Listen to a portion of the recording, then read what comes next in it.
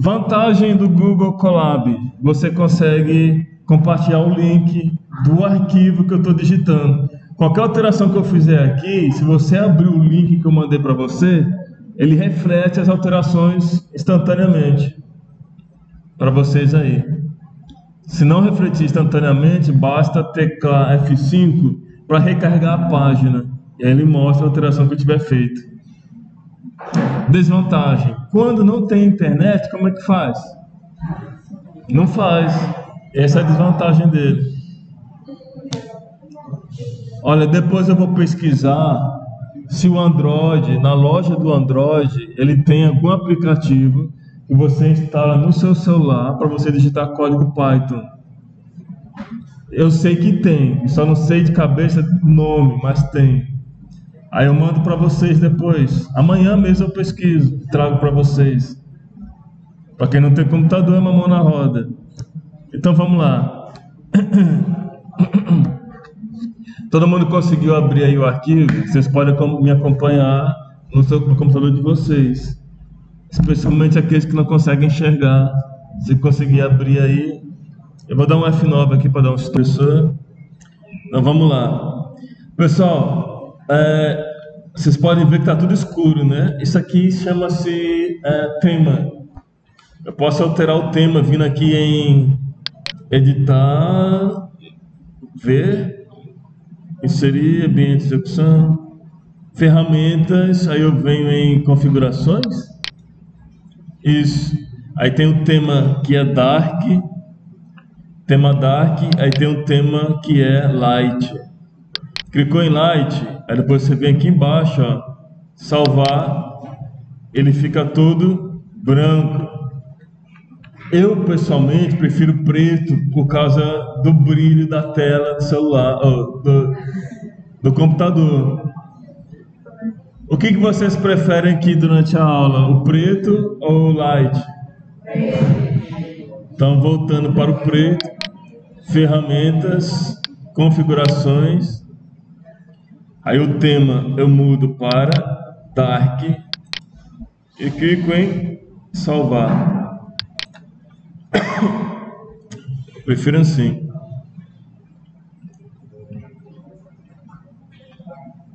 Então vamos lá, gente. Vamos prosseguir na nossa aula.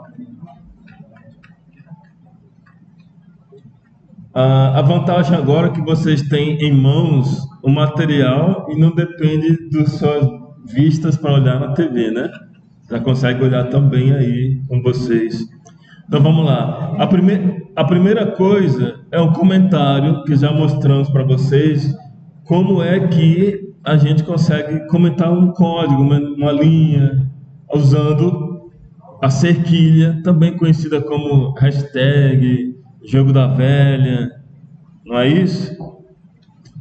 Então tá aí o exemplo. Pessoal, observe uma coisa.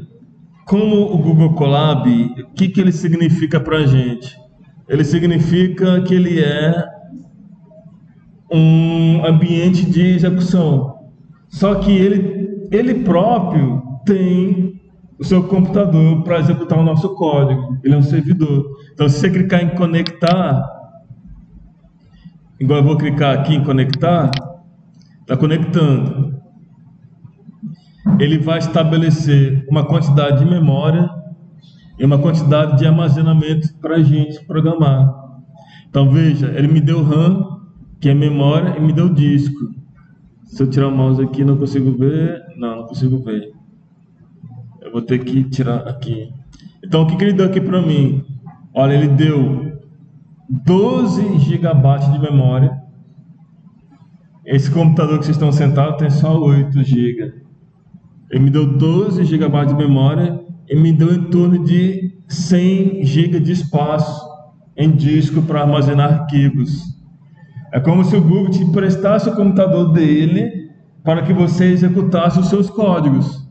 Tudo que eu executar aqui no Google Colab não é executado em nosso computador, é executado no computador do Google. Ele só mostra para a gente o resultado. Então, se você tem um computador bem fraquinho, você consegue usar ele para acessar o Google Colab Então você consegue usar o Google Colab para processar grandes arquivos de dados ou grandes execuções que só um computador potente daria conta. Então é uma das vantagens do Google Colab. O VS Code não. O VS Code ele precisa da sua memória no seu computador. Ele precisa do seu processador, ele precisa do seu HD também. Vocês estão entendendo a diferença? É como se eu executasse meu código nas nuvens. Meu código está na nuvem, algum servidor hospedado aí pelo mundo afora. Esse servidor lá fora executa para mim o código e me devolve o resultado. Então vamos lá. Imprimir na tela. Nós já temos, né, esse exemplo que nós acabamos de fazer, que é apresentar qualquer informação para o usuário. Então eu vou dar um play aqui para executar, eu clico aqui em executar, ele gerou uma rodinha aqui e depois imprimiu o resultado. Provavelmente esse resultado que ele imprime aqui, texto com aspas duplas, essa fonte eu não consigo aumentar, ela fica desse tamanho. Mas ele é o resultado de eu ter impresso essa mensagem, textos com aspas duplas. A próxima célula de comando, eu também tenho um play. Você vê que cada célula dessa tem um play. A próxima célula, imprimir um texto com aspas simples. Então você observa que aspas duplas ou simples, tanto faz. Vai imprimir do mesmo jeito. Agora, para imprimir números. Se eu quiser imprimir números em vez de texto, basta digitar os números. Dá o play novamente e ele vai imprimir os números. Então o print imprime tanto texto quanto números. Imprimir números com pontos flutuantes. Pessoal, ponto flutuante são aqueles números que possuem casas decimais. Aqui no caso, todos eles possuem ao menos uma casa decimal. Então ele é chamado também de float no Python e outras linguagens de programação também. Então quais são os tipos mais comuns de variáveis que nós temos nas linguagens de programação por aí afora? Deixa eu ver se eu consigo diminuir um pouquinho o zoom dele. Mais um pouco. Mais um pouquinho. Eu acho que não encaixou tudo aqui dentro. Então os três tipos mais comuns de variáveis é o str, no caso do Python, né, que serve para texto, também conhecido como string. Então você tem string em Java, tem string em outras linguagens modernas também. Int é um número inteiro. O que são números inteiros na matemática? Aqueles números que não possuem o ponto, né? A vírgula, não possuem caixas decimais. Já o float é diferente. Eles já possuem aqui suas caixas decimais. Então, é o tipo float. Então nós temos três principais tipos. O de texto e dois tipos para números, inteiros e com pontos flutuantes. Certo? Dúvidas sobre isso? Professor, existem mais tipos de variáveis? Pessoal, existem mais de 10 tipos, só que os mais comuns são esses daqui, em Python. A gente vai conhecendo mais tipos ao longo do nosso percurso da disciplina. Então, instruções de atribuição. Qual que é a instrução de atribuição? É o sinal de igualdade. Exatamente. Então eu tenho aqui uma variável que vou atribuir. Isto é um texto, variável número inteiro, que eu faço na atribuição com o número 8. E variável no ponto flutuante, que é 8.8. Eu posso imprimir todas as três variáveis e ele vai trazer para a gente o valor exato do que foi atribuído para essas variáveis. Então, até esse momento aqui, agora ficou grandão, né? Este é um texto 8 e 8.8, que nós acabamos de imprimir. Então, próximo. Alguém tem dúvida, pergunta? Não? Então vamos lá, determinar o tipo de uma variável com a função type. Então você tem uma variável e não sabe o tipo dela. Nós podemos usar a função type para descobrir o tipo que a variável tem.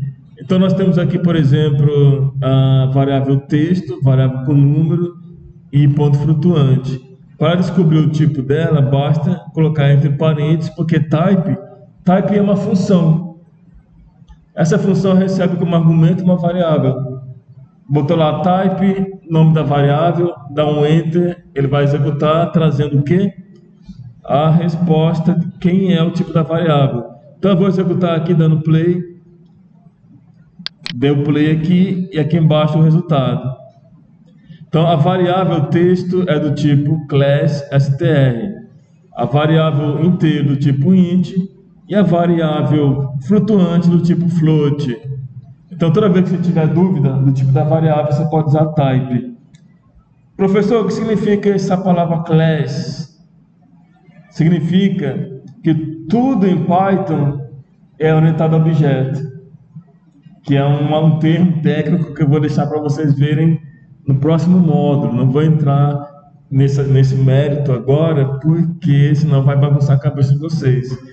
Mas o que vocês vão ver na próxima semestre? Orientação a objeto. Tem uma disciplina de orientação a objeto. Nessa disciplina vocês vão entender o que significa class. Certo? Então vamos lá. Conversão de tipo. Lembra que nós usamos o int para converter um tipo, o texto para um número? Então você também tem str e float como funções para converter números e números para texto. Professor, se eu tiver lá um valor chamado abacaxi e colocar para converter no int, o que vai acontecer? Abacaxi não tem como converter em número, então provavelmente não vai converter em número. Essa que é a verdade. Então tem que ser um número em formato de texto, igual nós fizemos aqui. Temos um 8, entre aspas, tudo entre aspas é um texto. Mas como ele é um número textual, ele vai se converter em um número de fato. Então eu tenho um número de fato e coloco para converter através da função str, ele vai fazer o oposto do exemplo acima. Então ele se torna um texto, deixa de ser número, se torna um texto.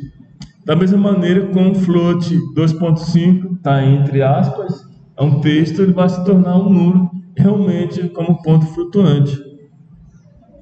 Então eu vou executar e teremos como resultado apenas o 2.5. Por que, pessoal, que sai aqui como resultado apenas 2.5? Porque cada célula ela faz o seguinte: toda vez que tiver uma função que tenta imprimir alguma coisa, que tenta dar um resultado, ele executa todas elas. Então ele executou essa primeira e ele apagou para executar essa. Depois ele apagou para executar a última. Por isso que saiu apenas 2.5. Certo? Então, se fosse para a gente conseguir imprimir todas elas dentro de uma mesma saída, o que a gente usaria aqui, pessoal? Vocês sabem dizer? Podemos usar um print, abre parênteses, coloco o F string, entre aspas. Aqui eu posso digitar, por exemplo, eu vou usar esse daqui, o nome int igual, aí vou colocar entre chaves o int, que é aquele 8 ali, né? Depois eu posso, deixa eu ver se ele não vai aceitar. Printf int recebe, não é recebe, é igual. Aparentemente, deixa eu executar aqui para mim ver se ele vai aceitar isso aqui, porque está dizendo que não vai. Ah, tá. Ele não vai porque tem aspas duplas aqui dentro. Então, toda vez que tiver aspas duplas, que você está usando um F string e botar uma aspas duplas aqui igual eu fiz, ele vai reclamar. Para você conseguir contornar esse problema, professor, como você sabe que está reclamando? Vocês estão vendo essa linha vermelha aqui? É erro, ele está apontando que tem um erro. Então você tira ali aspas duplas, coloca aspas simples, tira outra aspas duplas, coloca aspas simples. Nesse momento sumiu aquela linha vermelha, acabou o erro. Então nesse ponto eu vou executar só para testar que está dando certo. Olha lá, int igual a 8, certo? Int igual a 8. Vamos continuar aqui. Vou colocar duas barrinhas. Não sei se ele vai me reclamar depois com as barrinhas aqui. Já reclamou, então não vou colocar barras. Vou só dar um espaço aqui. Não, vou sim. Espera aí. Duas barrinhas aqui. Agora não reclama mais. Nós temos o float, né? O float vai ser igual a qualquer que está escrito aqui, 2,5, não é? Então vou colocar ele aqui também. E vou tirar aspas duplas. Colocar aspas simples. O que eu estou esquecendo aqui? Estou esquecendo uma coisa. Quem já percebeu? Esquecendo a chaves. Mas agora eu já acabei de colocar. Então se eu dar um Enter agora, dar um Play, ao resultado, int igual a 8 e float igual a 2,5. Então você consegue botar mais de um resultado numa mesma saída usando print. Certo? Dúvidas? Podemos prosseguir? Operadores aritméticos. Operadores aritméticos, em Python nós temos mais, menos, multiplicação, divisão, módulo, exponenciação e resto da divisão. Isso é um prato cheio para a professora de matemática, né? Vocês estão tendo aula de matemática? Quem que é o professor? Vocês estão gostando da matemática e do professor? Também não? Nenhum dos dois?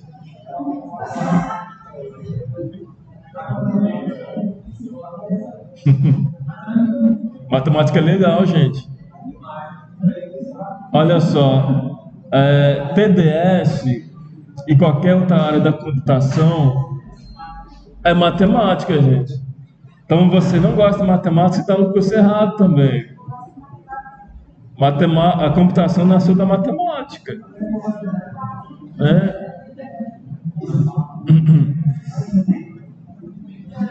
Aqui nós temos uma variável, resultado, ela recebe 5 mais 3.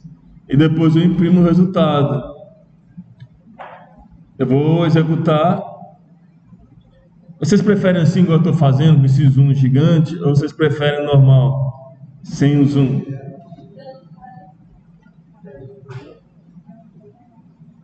Qual que vocês preferem? Levanta a mão quem prefere assim. Uma pessoa, duas.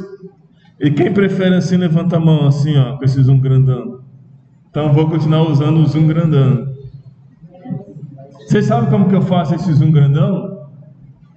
Vocês não têm aquela tecla chamada iniciar?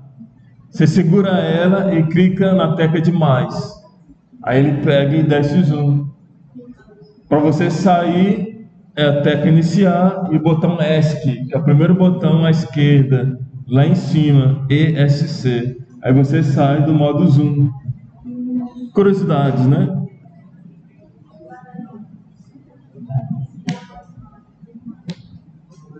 Bandeira iniciar e sinal de tecla de mais. Para sair, bandeira iniciar, tecla de ESC. Vamos continuar então? Então, para somar 5 mais 3, guardei o valor no resultado e depois eu imprimi a variável. Clica no play, nós temos o resultado da soma de 5 mais 3 é 38, né? Você concordou? 5 mais 3 não é 38. É apenas 8, ó. Mas ela concordou comigo. E agora nem me olha mais na cara, olha. Então, subtrair dois números. Tem alguma coisa errada aqui, não tem? Quem está errado aqui, pessoal? Subtrair. Sinal de menos. Tira o mais, coloca o menos. Dá um play. O resultado é menos 2. Agora, eu tenho aqui a multiplicação 3 vezes 5. O resultado da multiplicação é resultado. Então, eu vou dar o play aqui. E nós temos que o resultado é 15. 3 vezes 5, 15. Na hora de dividir dois números, 5 dividido por 3. Dou play. O resultado é esse valor com uma dízima periódica. Interessante, né? Professor, mas esse número grandão aí, eu não gostei dele não. Tem como reduzir ele para duas casas decimais? Em Python tem. Alguém sabe? Como que reduz? Não? Vocês querem que eu faça aqui? Então bora fazer. Tem uma função chamada round. E não é a única maneira de fazer isso. Em Python, cara, Python é muito louco. Python tem várias maneiras de você fazer as coisas. Ó, eu coloquei a função round e disse para ele, ó, eu quero com duas casas apenas. Duas casas apenas. Se você parar o mouse em cima da função round, ele apresenta aqui um documento, né? Aqui tem um documento aqui de round que aparece aqui. Significa que você pode adicionar o número e depois dígitos após a vírgula. Então vamos lá. Olha só, round, um número qualquer e depois n dígitos, né? Quantos dígitos você quer? Eu quero 2 após a vírgula. Agora eu vou executar. Vamos dar o play para ver se ele para com esse monte de 666. Na Bíblia, 666 tem um significado, né? Deu play, olha lá, 167. E não é, pessoal, a única maneira de fazer isso, tá? Tem outras maneiras que Python faz isso. Deixa eu mostrar uma coisinha para vocês, antes de continuar. Deixa eu vir aqui no navegador de internet e vou fazer uma pesquisa aqui para gente. Eu vou chamar aqui ranking das linguagens de programação. Olha aqui, ó. As 10 principais linguagens de programação nós temos aqui. Eu vou clicar nesse site para ver o que ele fala para a gente. Então, aqui nós temos um ranking. Python está sempre nesse ranking. Olha só, Python está sempre no ranking. Isso aqui não é exatamente um ranking, né? Ele está só falando. Eu queria ver um ranking mesmo. Ranking da linguagem. Ranking. Eu escrevi errado porque não estou vendo nenhum site de ranking. Se eu mudar aqui então, ranking.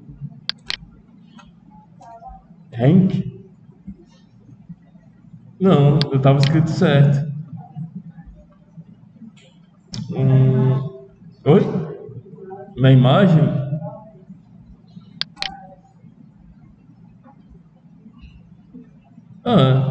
É uma imagem mostrando aqui. Vocês podem ver que Python está em primeiro lugar, né? Depois vem C, Java, C++, C Sharp, R. Mas é o seguinte, pessoal. Quando você pesquisar sobre os rankings de linguagem de programação, vocês vão perceber que se Python não estiver em primeiro lugar, ele está em segundo ou em terceiro lugar.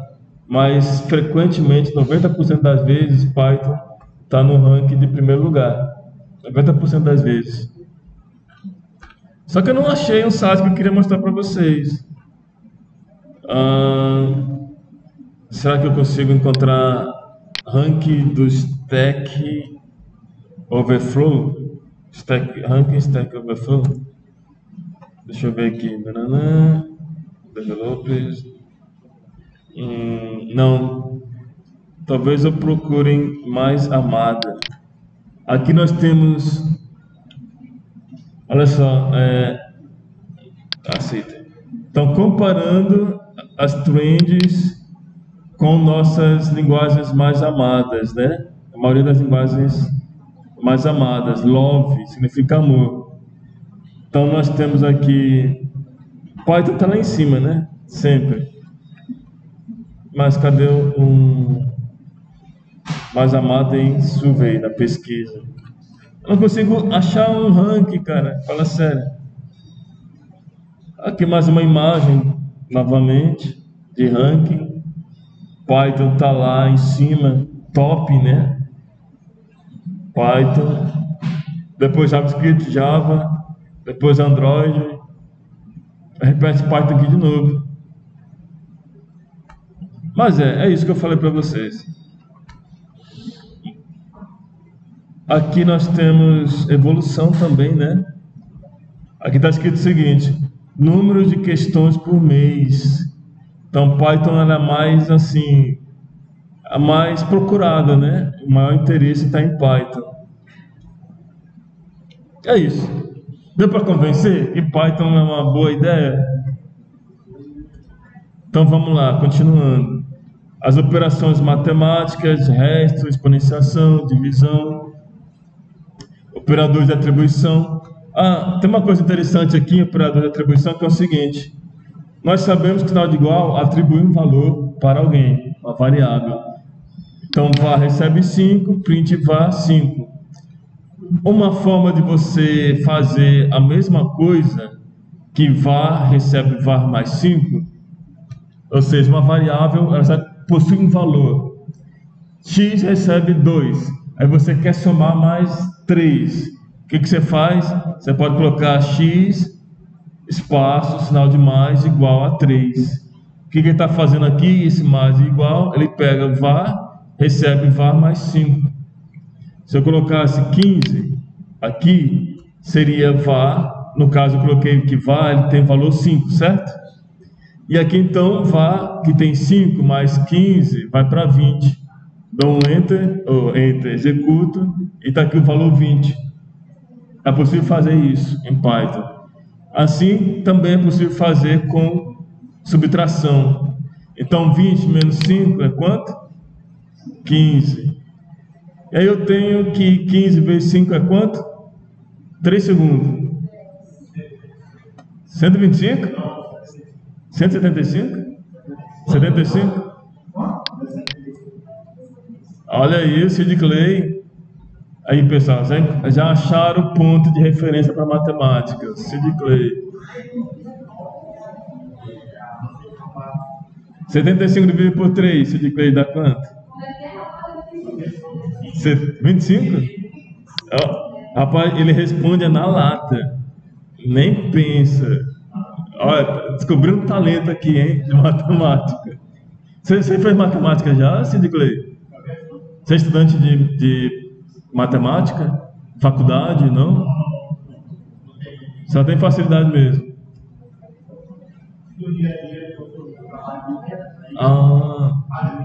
É verdade, é verdade. Então, pessoal, sabe que 25 deu o resultado aqui? Quanto que é 25 elevado a 5? 25 elevado a 5. Isso aqui é expoente. Então, eu vou trocar o valor da variável para a gente não abusar muito, né? Eu vou deixar aqui que var vai valer 10. E vou botar o 5, 2. Então, quanto que é 10 elevado a 2? É 100. Dá o print aqui, ó. Em print, dá um enter aqui. Olha lá, 100. Então, é o expoente. É o número ao quadrado, no caso, né? Se fosse ao cubo, também botava o 3 aqui. Agora nós temos o resto, né, da divisão, não é isso? Essa barrinha aqui. Dá um enter. No caso, temos 100 por 5. O resultado é 20. Porque 5 vezes 20 é 100. Próximo. Agora nós temos a porcentagem. Esse aqui. Não, isso aqui não era o resto, né, gente? Era o que isso aqui? O resto é isso aqui. É o modo, né? Agora, o resto, no caso, 100 por 5 é quanto? É 0. O resto é 0. Mas se fosse, por exemplo, o var valesse 101. Agora nós sabemos que não ia ser 0. var recebe 101. Executando, o resultado é 1. Porque o que sobra, né, é 1. 5 vezes 20, 100, mas o que sobra é 1. Viram a diferença? Se não perceberam a diferença, professor de matemática, tá aí o Fernando. Professor Fernando, qual que é a diferença de resto para... Eu não consigo lembrar o nome disso daqui, gente. Não é resto, é o absoluto. Não é absoluto, é? Eu não lembro, depois a gente vê isso aí. mas não é o resto. Então, continuando, operadores de comparação. Operadores de comparação funcionam da seguinte maneira: eles são usados para comparar dois valores. Então, por exemplo, eu tenho aqui x é igual a y. Como que eu faço essa igualdade? Se você prestar bem atenção, Ctrl A, deixa eu ver aqui se eu... Olha só, aqui pessoal, você não está vendo um sinal de igualdade, está vendo dois sinais de igualdade. Então não está acontecendo uma atribuição de valor, está acontecendo uma comparação. X, ele é igual a 5, é isso que está acontecendo aqui. Então vamos fazer a execução dele. Clicar aqui para executar, e o resultado é falso, porque 3 é diferente de 5, não é igual, então o resultado é falso. Continuando, vamos fazer ele ficar igual? Os dois vão valer 5 agora. Vou dar o play, e o resultado é true, que significa verdadeiro, em inglês é verdadeiro. Verdade, né? É verdade. Então, não igual significa que eu estou testando aqui se o x e o y são diferentes, não iguais. Dou play, ele vai dar falso. Por quê? Porque eu havia colocado 5 e 5. Vou colocar o 3 agora novamente. Vou dar um enter aqui para confirmar. E aqui embaixo eu vou executar outra vez. 3 e 5 são diferentes. X e y é diferente? Verdadeiro. Dúvidas quanto a isso? Maior que x é maior que y? Verdadeiro ou falso? Falso, porque x é 3 e y é 5. X é menor que y? Verdadeiro ou falso? Verdadeiro. 3 menor que 5. X é maior ou igual a y? Falso. Quem falou verdadeiro? Então, falso. Aí, mais x é menor ou igual a y? Verdadeiro. 3 é menor ou igual a y. E agora, pessoal, nós vamos entrar aqui no operadores lógicos. Só que eu queria brincar com vocês e pedir para vocês fazerem uma tarefinha. Solicite ao usuário dois valores e imprima o resultado, que é o seguinte: na mesma mensagem, vocês vão dizer o seguinte: é igual, você coloca lá, igualdade igual a falso, ou igualdade igual a verdadeiro. Aí vírgula, maior que, ou seja, sempre o primeiro com relação ao segundo, maior que verdadeiro ou falso. E aí diferente, verdadeiro ou falso também. No mesmo resultado. Conseguiram compreender? Vocês vão usar o print para imprimir os três resultados. Vou explicar de novo. Eu vou ter aqui uma solicitação para digite dois valores, né? Obviamente vocês sabem que é o primeiro e depois o segundo, né? Mas vou fazer aqui só com um. Digite um valor. Você vai armazenar na primeira variável, depois uma variável y, também digitada pelo usuário. Aí eu quero que vocês façam o seguinte: testes. Quais testes? Eu quero que vocês testem se é igual. Aí vocês vão botar como resultado se vai ser, pode ser assim, verdadeiro ou falso. Vamos botar só F, V ou F, verdadeiro ou falso. Na próxima maior que, igual, também verdadeiro ou falso. Aí você vai ter também mais uma, que é a palavra diferente, igual a V ou F, verdadeiro ou falso. Sempre considerar que nós estamos falando de X, se ele é maior que, ou X é diferente de, ou X é igual a Y. Esse tem que ser o resultado. Então, por exemplo, vou imprimir aqui o resultado. E vai ser o resultado lá. Então, testes,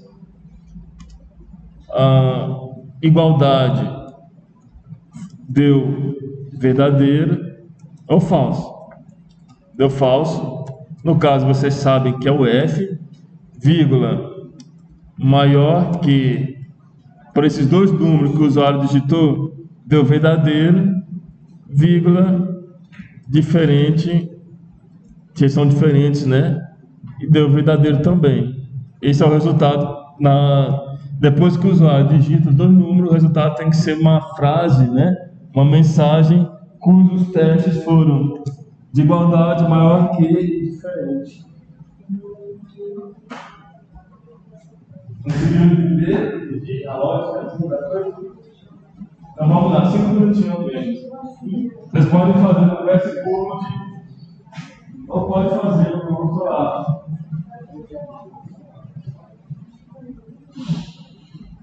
Agora são. Deixa eu interromper aqui, dar um pause. Mas está aqui. Estou gravando. A solução é essa. Eu posso apagar isso aqui já, né? Também. Aí pronto. Aparece numa célula única. Pessoal, dúvidas, perguntas? Vocês são muito bonzinhos, ninguém tem dúvida, todo mundo entende tudo, né? Então, tá muito fácil, então, né? Vamos, operadores lógicos.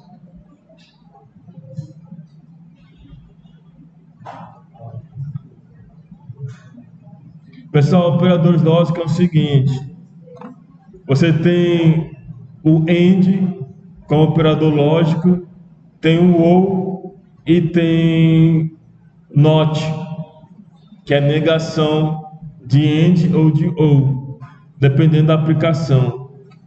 Então o que acontece aqui é o seguinte: se você tem, estou gravando aqui, né? Tem que ficar aqui para falar. Você tem ali dois operadores de comparação. Você quer saber, por exemplo, se nas duas operações de comparação, ambas deram verdadeiro, ou uma deu verdadeiro, ou a negação desse resultado. Para isso a gente usa o AND, OR e NOT. AND, OR e NOT. Então, olha só. Eu não sei quanto vale X, nem quanto vale... X só tem um valor aqui, né? Eu vou fazer o seguinte, eu vou criar aqui um valor para X numa célula separada. Então X recebe 5. Eu vou executar. Aí X é igual a 3 e X é maior ou igual a 5. É verdadeiro ou falso?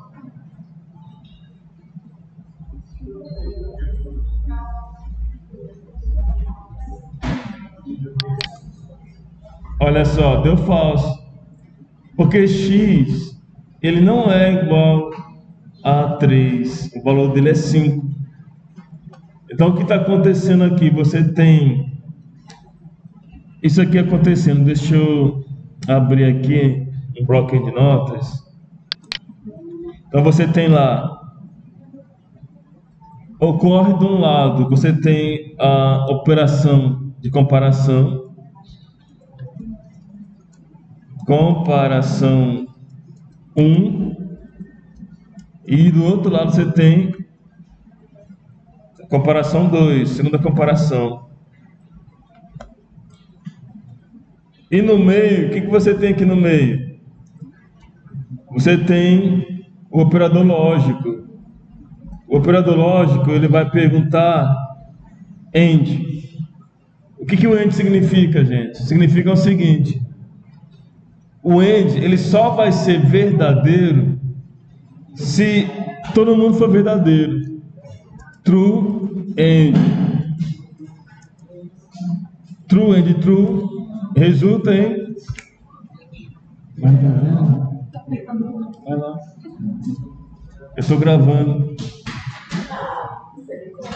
True and true, que vai dar true, que vai dar verdadeiro.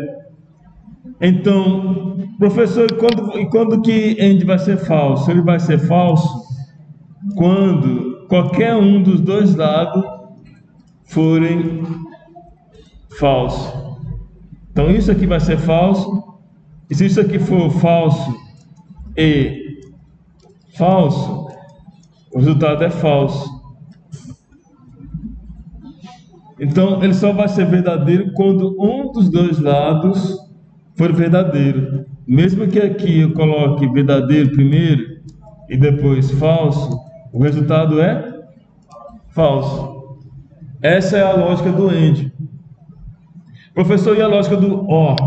Bora fazer ele aqui. Eu vou copiar aqui só para facilitar a nossa vida. Eu vou colocar aqui embaixo o OR. Aqui está o OR. O que acontece com o OR é o seguinte: toda vez que for verdadeiro os dois lados, o OR ele vai ser verdadeiro lá no resultado também. Mas e se um lado for falso e o outro lado for verdadeiro? O que acontece? Ele fica verdadeiro. Você tem muito mais conhecimento que matemática, está escondendo o jogo. Tá não? Olha, e se os dois forem falsos? O que acontece? Verdadeiro? Certeza? É, verdadeiro. Aí nós temos verdadeiro aqui. Não, peraí. Não, é falso. É falso. Agora, aqui ele vai ser o quê? Verdadeiro. Observe o seguinte: só tem um caso em que o OR é falso, quando os dois lados são falsos e o resto tudo é verdadeiro para ele. No AND só tem um caso em que ele vai ser verdadeiro e o resto tudo é falso. Quando é esse caso? Quando os dois lados forem verdadeiros. Essa é a diferença. Professor, e o tal do NOT? O NOT, ele é negação. Quando você vê lá NOT AND, o que ele significa? Que se ele deu verdadeiro, ele passa a dar falso. E se ele for um NOT OR? O NOT OR significa o seguinte: a mesma coisa, ele vai inverter. Se ele deu falso, ele vai dar verdadeiro. O NOT é isso, ele nega aquilo que foi dado como resultado. Então, ele dá um resultado aqui, e aí o NOT pega e transforma em quê? Em falso. É isso que ele faz. Ele inverte o resultado. Só isso que ele faz. Beleza? Então, voltando aqui, nós temos falso aqui. Vamos continuar com o nosso resultado aqui. E agora? X igual a 3 e O igual... E X maior ou igual a 5. Qual que é o resultado? Lembra que é o O. O. Qual que é o resultado dessa expressão? Verdadeiro por quê? Porque 5, exatamente, uma das coisas verdadeiras. 5 é igual a 5. Ele é maior ou igual a 5? 5? É. Então vai dar verdadeiro. Então veja que é a mesma expressão de cima, só que um é E e embaixo é OU. Seguindo. O NOT. X é igual a 3, se for verdadeiro, o não transforma em falso. X é igual a 3, se for falso, o não transforma em verdadeiro. Lembra que nós temos o E aqui também. a nossa expressão. Então vamos lá. Essa expressão aqui é exatamente a de cima, que deu o quê? Não, essa aqui, né? End, deu falso. Com end, deu falso. Veja que o end está aqui e deu falso. Agora ele vai dar o quê?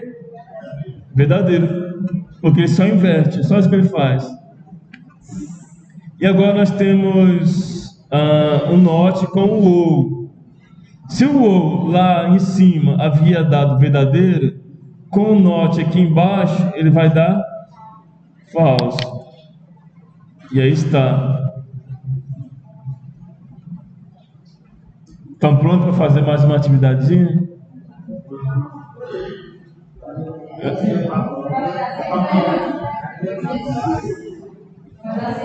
Deu 6 horas já?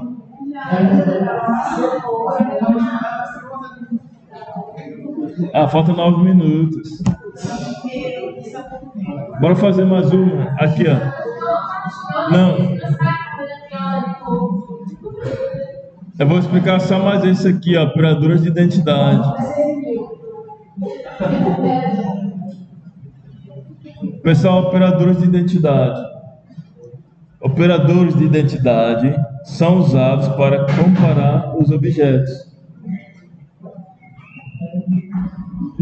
Não se eles forem iguais, mas se eles forem realmente o mesmo objeto, com a mesma localização de memória. Então, se eu falar para vocês aqui, x é 10, y é 20 e a letra z é 10. Aí tem um operador para perguntar, x é y. Veja que você tem x igual a 10, y igual a 20. Vou executar aqui primeiro, para atribuir os valores para variáveis. Agora vou executar aqui. Veja que ele deu falso. Agora eu vou perguntar, x é z. Lembra que x vale o quê? Vale 10 e z vale 10. Vocês acham que o x valendo 10 e o z valendo 10 vai dar verdadeiro ou falso aqui? Verdadeiro. Agora, x não é y. Verdadeiro ou falso? Lembra que x vale 10, y vale 20. Vai dar o resultado, vai dar verdadeiro, né, gente? Olha lá, verdadeiro. Agora eu vou mostrar uma coisa interessante aqui para vocês, que é o seguinte.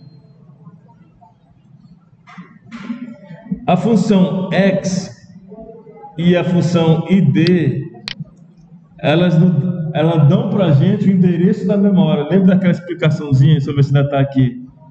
Eu já fechei. Essa explicação bem aqui, ó. Vocês lembram dela?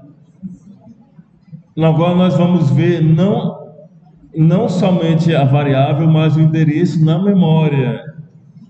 O endereço que a variável aponta na memória. Eu vou executar aqui. Então, a função x junto com a função id nos dá esse endereço de memória. Então, x ele aponta para esse endereço, z aponta para aquele endereço e y aponta para aquele outro endereço. Vejam que x e z apontam exatamente para o mesmo endereço. É exatamente igual. X e z apontam exatamente para o mesmo endereço. Então, não é que na memória eu tenho dois valores igual a 10 guardados na minha memória, porque é uma redundância, é uma repetição, não preciso repetir isso, né? Então eu faço x e z apontam para o mesmo endereço de memória. Qual que é o efeito disso? Economia de memória. Senão eu ia ocupar a memória para guardar o mesmo valor novamente? Não, né? Então o Python é inteligente a esse ponto de botar no mesmo endereço de memória o único valor, porque as duas apontam para esse mesmo valor. Então nós temos y que vale 20, x e z vale 10. Então é aqui que entra aquela história da memória, do endereço de memória. Agora, professor, se você altera lá para nós, coloca 5 para x e deixa o z com 10. Executa. Agora você vai lá e vê se o endereço de memória vai bater igual está batendo aqui agora. Vamos ver? Executar. Veja agora que termina com 170 e aqui com 210. Já não aponta mais para o mesmo endereço. Bacana, né? Agora que horas são? Falta 4 minutos, passou só 2. Então vamos ver um pouquinho mais. Operadores de associação. Nós temos aqui operadores de associação. São usados para testar se uma sequência é... Ah não, isso aqui eu falei assim. Serão apresentados na aula de sequências, não vai ser hoje, isso daqui não. Vamos para o próximo aqui. Entrada de dados a partir do usuário com a função input. Você já conhece a função input, né, gente? Tem nem mais o que explicar. E aí, por fim, vocês podem observar que nós terminamos. Olha, não tem mais nada, acabou. Alguém tem alguma dúvida? Amanhã, valendo um ponto, vocês vão fazer atividade em equipes. E aí vocês estão dispensados.